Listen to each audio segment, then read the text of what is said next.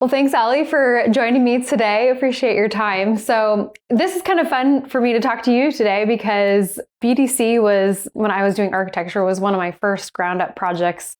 We worked on a project together, housing development here in Des Moines. And so it's pretty fun for me to kind of come full circle. And now you guys are a customer of Vanguard here. And you've been a long time Sage 300 CRE customer. And now you've moved over to Sage Intacct Construction, the modern cloud native accounting system. And so we just want to talk to you today about your experience with Intacct as well as with Vanguard deployment. But first I got to say, congratulations for breaking ground on the new 33-story tower downtown. That is basically, 40 years in the making, like not 40 years, like the change, the skyline. Yeah, so it has been 40 years, right? It's the tallest building that's been built since the principal building, which was, I think, 30, 40 years ago. So it's been in the works for, I think, 10 years. I think when they first started the idea of building a tower was like 2015, and BDC has been part of that for like 8 or 9 years of that. So it's been a long time coming for everyone. So it's very exciting. Well, it's not a quick project, I'm sure, to start up and get going. Absolutely. So tell me a little bit more about BDC. What kind of line of work do you guys typically do and so forth? So we're celebrating our 15-year anniversary this spring. They've kind of done stuff all over the country. A lot of the work we've done was in Arizona. They've built a lot of high rises down in Arizona. 2 years ago, they kind of decided to pull out of there and refocus in the Des Moines market. So it's just kind of changed their business model and what we're focusing on, and just kind of how we're doing business, trying to rebuild those relationships here locally. So they've done a lot of historical renovation, high-rise towers, like I said, student housing, apartments, condos, that type of thing. So a little bit of everything. Yeah. So you come from a background in construction accounting. I know you've worked at different places and different accounting systems. So tell me more about when you walked in the doors of BDC and you saw Sage 300 CRE for the first time. Was that the first time you had used 300, or did you have experience with it before? No, so I had never used Sage 300 before, never seen it.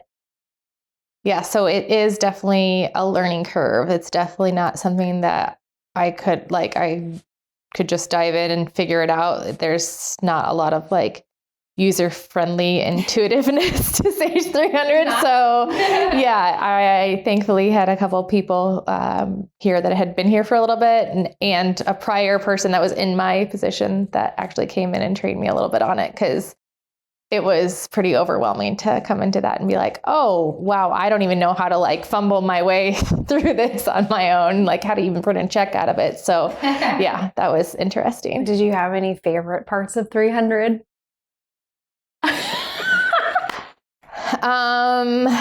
You don't say anything. No. I feel like I do kind of miss a little bit, drilling down into details on certain things is a little bit easier, but you have to be in the right module, in the right place to see the right details. So it's not as linked user friendly. You have to know exactly where to go to get those details, but yeah, that's about it. I've always admired BDC because I've always felt like your company was a very tech forward company. When I was doing architecture, you were the first company too that I used Procore on, and even though it was just for submittals, it was life-changing rather than using Excel. And I know you use something else today, but I wasn't surprised when you guys decided to take a look at Intacct. Now, what was kind of that driving force behind, wanting to look at it and then make the change? So we knew that Sage 300's days are limited, and I'm pretty sure everyone that touches Sage 300 in our company was frustrated with it and ready to move on. And we were just at a place that we were kind of at I wouldn't say bottom, but we knew that we were ramping up with a tower. We're going to be ramping up with hiring people. And we just thought, if we're going to change, now is the time to switch over now, when we have this smaller group of people to train, instead of once we ramp up and then you have this big group of people to train. You had to train them on the old system and then everybody has to learn again on the new. So it was just where we were in our business to now is the time to switch. And it worked out great because we only had we had like a couple projects that ended 12/31. We went live on 1/1. So like anything we had to move over was super simple, and it just made That's sense. great. Because we always tell people there's never a good time, but if you have a situation like that, awesome, because then it makes it a whole lot easier. But we always try to help you through that and make it as easy as we possibly can, even if you do have several projects that you're in the middle of and so forth. Talk to me about Bangor deployment a bit and how you used it, what you thought of it, going through that whole process. So I admittedly didn't take advantage of a whole lot of the like Q&A sessions or like the live training. I kind of just went through it on my own. But there were times that like, I was like, I'm not getting this on my own, or I still had questions. And so I think what I really enjoyed about it is like, I could go at my own pace and do things as quickly as I wanted, but I knew that there was always like, hey, if I need a Q&A every day that I could sign up for, if I had like an urgent question, or like I could do the live training at the end of the module if I needed more assistance on it. So it's kind of like the best of both worlds to be able to get through it in the time that I wanted to be able to get through it. Yeah, I mean, our system is built so that you can take as much advantage of the live classes, the Q&As, be with us every single day if you want to live, or go completely on your own, which is incredible that you were able to do that, and great to hear that feedback, because some people, I think, when you talk to them, they're a little bit skeptical about what I could actually do this whole thing. And because the traditional method has always been, okay, you're going to meet once or twice a week with one person implementing you, and they might do a lot of the setup for you, and you're kind of tied to their schedule.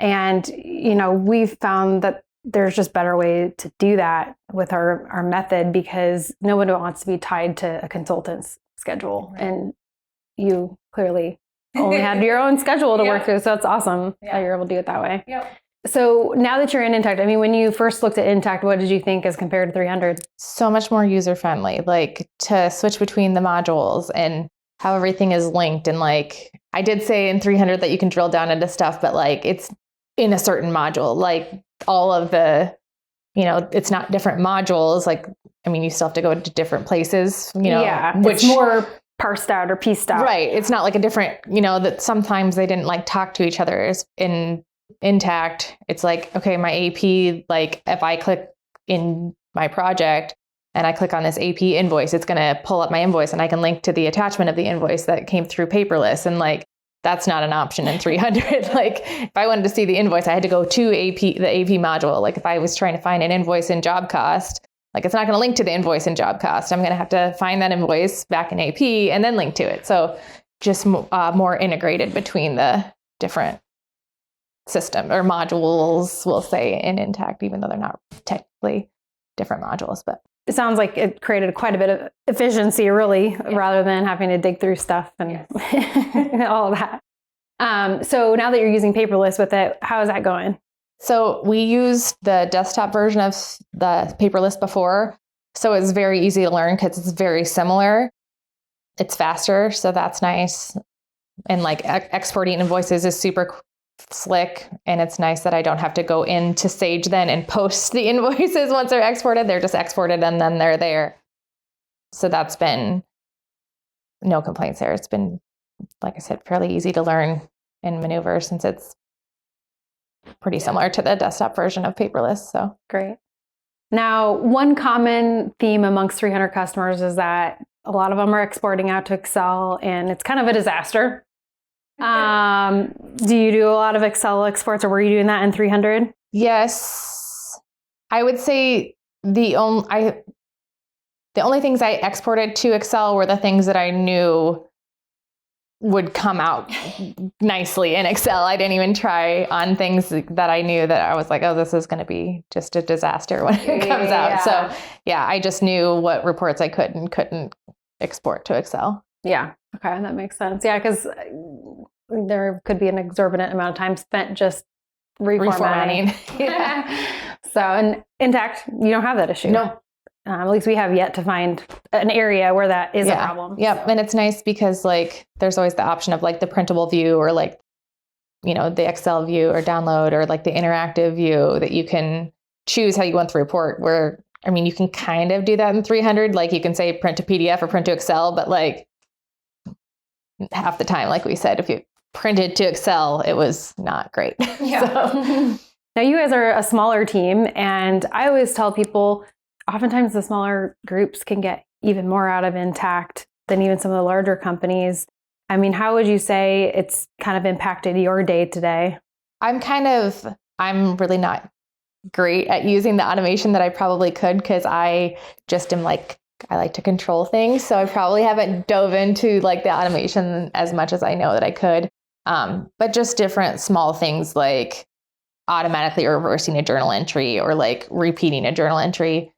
Obviously, those aren't like super fancy automation things, but like I didn't ever use those in 300. So those are things that have definitely made it easier for me. Yeah, there's always some small things that just add up to kind of bigger efficiencies overall. Yeah. Now, if you were to, put yourself in the shoes of somebody who hasn't purchased Intacct yet, maybe they're coming from 300, another system, what would you say to them about going through Bangert deployment? Any advice you'd have for them there? I would just say don't be afraid to reach out with questions, or don't sit on them, because there's always the opportunity. Like I said, the daily Q&As or the end of the thing or the end of your module, your checkpoint trainings. I mean, you can even open up help tickets along the way. So like if you're ever throughout the cycle, there's always options to ask questions and get answers pretty quickly. I mean, everybody's pretty responsive with all of it. So good. Yeah. And that was because you didn't really interact with us otherwise, right? You check you watch recordings basically of the live classes, and then, but a lot of companies will take the live classes and and then still, utilize other parts of the system as well. So now, have you done anything with the dashboards yet? Any configuration of any of that stuff? No. Yeah. No. To be continued. I'd be curious to know what happens when you get to that point. Yeah. So I would imagine if you were hiring a new employee, like let's say it's on the accounting team or whoever it is, that you show them Intacct and you show them 300. Which one are they going to gravitate towards? It's been a learning curve. Like it's just getting used to it, because like Marissa has been here forever, and like so she's very rooted in her Sage 300, how change management works in there. So trying to get, well, why does it do it that way? I'm like, because it does. It's just different. Like it's better, but so just different changes like that. And billing, a lot of our customers were not billing in 300. Are you doing billing out of Intacct pretty successfully? So yeah, we did bill out of 300. You did? Okay, great. So we did bill out of 300, and we're billing out of Intacct as well. So I don't know why people didn't bill out of 300. I don't think it was complexity, I think, of schedule of values and just different things like that. It definitely wasn't easy to change a schedule of value. Like I will say that is one thing. Once you had your schedule of values in, it took an act of Congress to try to change it. Yeah. Because I've already had changes to like the original value of like the tower, and it was super easy just to go in and be like, no, I'm going to change that number or change what that line says or add a line to the schedule, like the original schedule of values. And it's so much easier. Yes. Yeah. Now, you guys also have multiple entities in Intacct. Yes. I know one of them's kind of got the primary, you got the bulk of the accounting activity, but has it been easier for you to be able to work in multiple entities if you need to versus 300? Yeah. So we do have, I think we have 6 or 7. I should know how many off the top of my head, but I don't. The other ones are just like rental properties. So they're definitely a lot smaller volume, and like we don't have projects in those. We don't have billing. We do invoice, for rent, but obviously definitely different animal than like the BDC one is, but it's so easy to move between them. Like I can have, we're in Sage 300, like we were limited, like, oh, you can only have 2 AP screens open because that's how many users you're licensed for. Like I can have, if I wanted to have a tab for every single entity opened and be an AP in all 7 of them, like there's no, I just open a new tab and change to that company, and so much easier. And I'm not limited by saying, oh, you're already in this somewhere else. Like, so that makes it much easier, especially if I'm like recording things between the entities, like they can talk to each other a little bit better. Yeah. So are you taking advantage of the intercompany, the bill to, or the bill back feature? I'm not, because there's not a whole lot that happens in between. Like really the only thing that happens intercompany is So Builderkin is the only one that has a credit card, that entity. So like if we need to pay one of the other entities, the only way to pay for something is with a credit card, like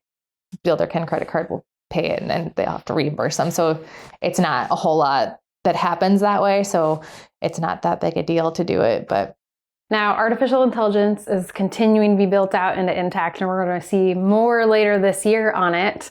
So I'll be excited to see what happens, and hopefully you guys can get a chance to get into it and use it.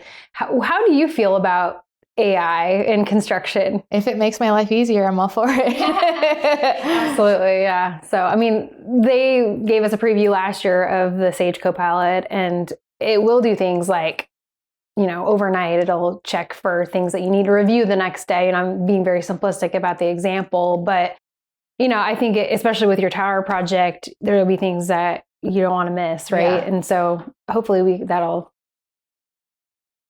be deployed soon so that you could take advantage of that, because I'd be very curious to see how that goes. So, I mean, would you say overall though, like, is it easier to access your project information in Intacct? Is it quicker to get the information when you're asked for it? I think it will be once I'm super comfortable with it. Yeah. Like I will say that's the one thing that when I was going through the deployment, like the reporting side, like I didn't kind of play with that as much. So I'm not as familiar with that, because I feel it's just kind of hard, because it's like, what reports do I run? What reports will I need? So that's kind of like just after we went live, I was more like, oh, this is a report that I do need to run. And like, they're all there. It's just more of a learning curve at this point to figure out and then like remember, oh, what report did I run? And so I think definitely as I use it more and am more comfortable with it, like it's faster. But yeah, definitely like go through our refinement program, because we can definitely help you write reports if you need anything, or we have our report library too, which you can pick from. You probably already know all that stuff, but yeah.